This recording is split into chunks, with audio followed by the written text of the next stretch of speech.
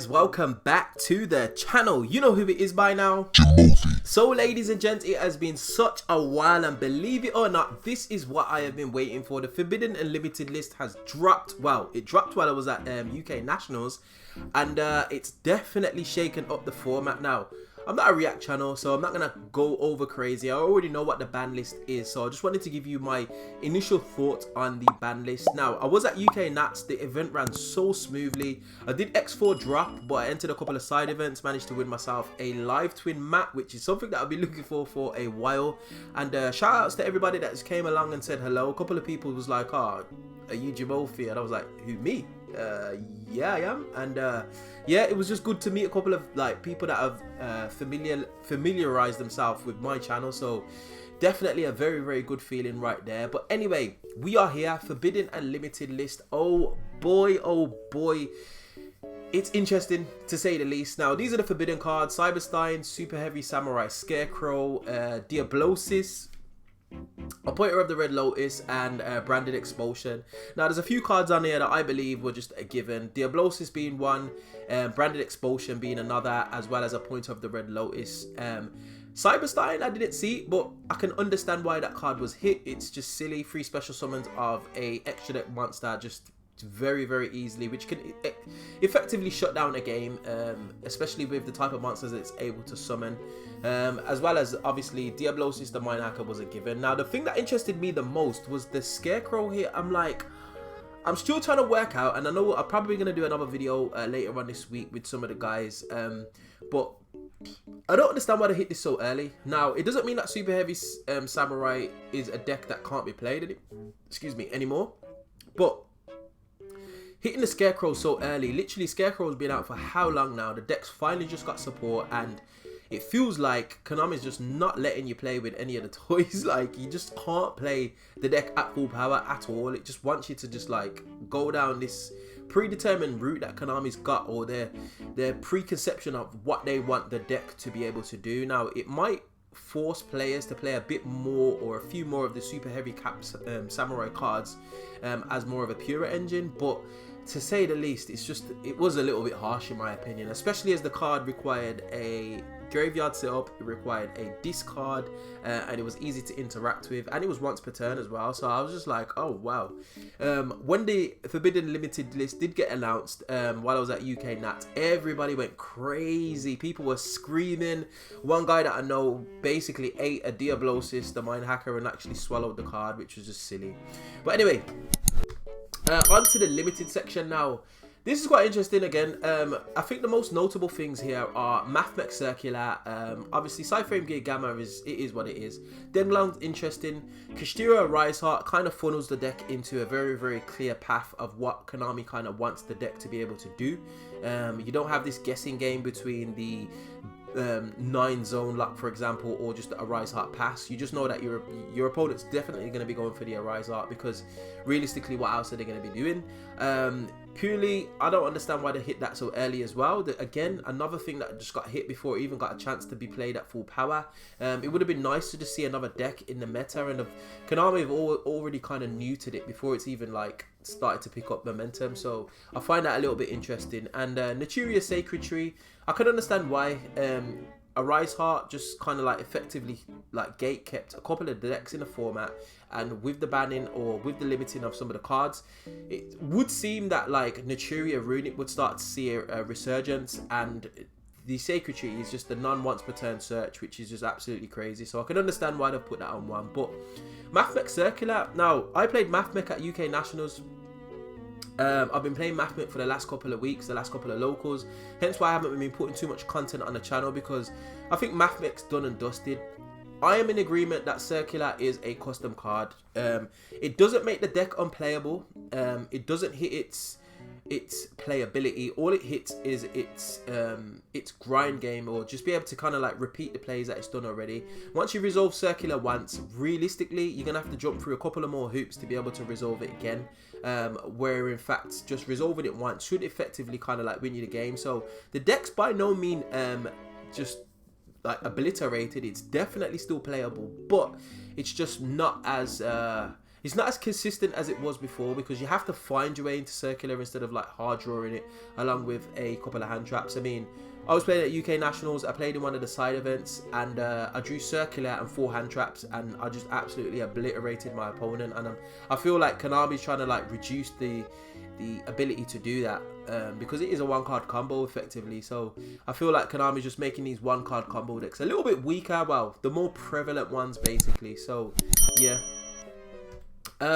Semi-limited, again, I find a little bit interested. Heralded Orange Light, not really a big deal. Kashtira Unicorn, I mean, like, you've still got 3 Theosis, 3 Field Spell, like, you're still going to be able to get to your combo. Like, it's not really going to be hindered in any realistic way, apart from that you've only got 1 Arise Heart, so you're going to need to find a way to shuffle back the Arise Heart if you're basically going to play the deck.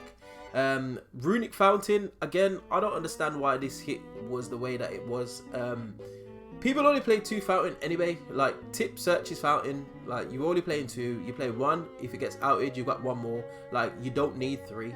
You was never playing 3 anyway, and if you did hard open it, it was a bonus, but there's so many ways to get to your runic spells anyway. Like, realistically, you just don't need it. So I find that interesting. Lightning Storm, again, I don't even feel like this card was even being played in decks or even side decks. Like, it wasn't being seen. It's very, very easy to play around at the moment, and especially with these huge negate boards that seem to be like prevalent at the moment. Like, Lightning Storm was never realistically going to resolve. The only thing that I can think of is it's trying to give trap decks a little bit more of a boost, because trap decks are in a bad spot at the moment, especially with like a Rise Heart and these heavy combo boards. Like, setting 5 and passing is a risky strategy, like, especially in this day and age where you can just get LTK'd in the drop of a hat. So I don't know. I think that's my only thoughts behind it initially anyway. I haven't really thought about the badness. Like I said, I was at Nationals, it went off, and I just wanted to come home and just kind of like talk about it. Sprite starter. Sprite got off lightly on this list. I think I was speaking to one of my friends and I said that Sprite just literally waved off all the problematic decks of the meta and put them on the bus and waved them off and just like stood at the bus stop basically, because they ain't really going anywhere. No blue hit, no jet hit.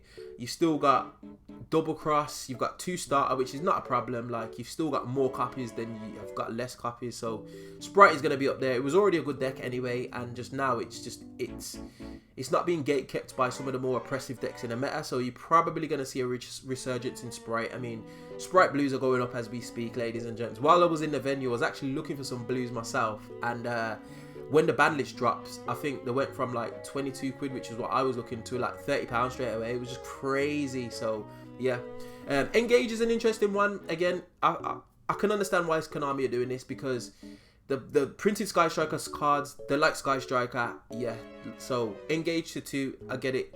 It's still not realistically going to push Sky Striker any further forward at the moment, but with the release of some of the newer cards, it could potentially do so, because he's got a lot of tools at his disposal now, and having 2 Engage really helps with the deck, especially with some of the new Link monsters that are coming out. So yeah. And then finally we're back to the Unlimited now. We got Blackwing Steam the Cloak, Genex Ali Birdman, Samsara Lotus, Spiral Quick Fix, Livilus Recital Starling, Draco Face Off, and Sky Striker Mecha Modules Multi-Roll. Some of these are just, yeah, whatever. Spiral Quick Fix, I can't see the deck doing anything realistic without Master Plan. So if Master Plan comes back to 1 at any point, then I'll start considering the deck. But at the moment, it's just a rogue deck. Blackwing Steam the Cloak is very interesting. It got banned because of the token generation. There's not a lot of heavy link spam decks in the meta bar like Mathmech realistically. So I don't know how much this is going to be like utilized. But it could prove to be very, very interesting, especially with Kriston Hauke Firebrax being banned and having a lot of access to like just like token generation cards, as well as like new synchrons coming out. So I do feel like this deck, well, this card is going to be very, very interesting going forward. It's just gone straight back to Unlimited, so yeah, it's an interesting one. But anyway, ladies and gents, those are my initial thoughts. I will definitely be doing a lot of testing this week. I'm off from work this week, so I'll definitely be able to record a little bit more. And I don't actually know what deck to play. I've been playing Mathmech just because I haven't really had a chance to kind of like practice any other decks. I've messed about with Gold Pride a little bit, but nothing significant. And Mathmech's just ready to go, and I know the deck inside out, and that's what I've been playing. But it's going to be interesting to see where the format takes us in terms of what decks are going to be on top. And the format is definitely wide open. Kashtira's not dead by any stretch of the imagination.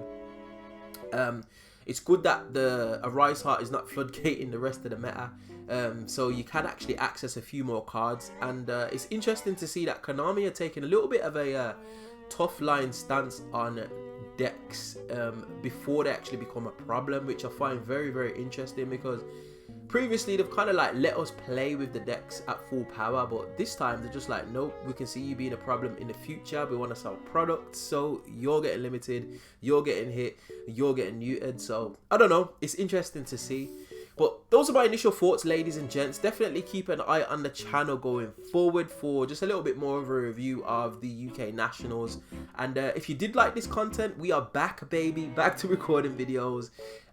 Definitely hit that like button, share, subscribe, all of that beautiful good stuff, and I will definitely see you guys on the next video. Hope you enjoyed. Peace.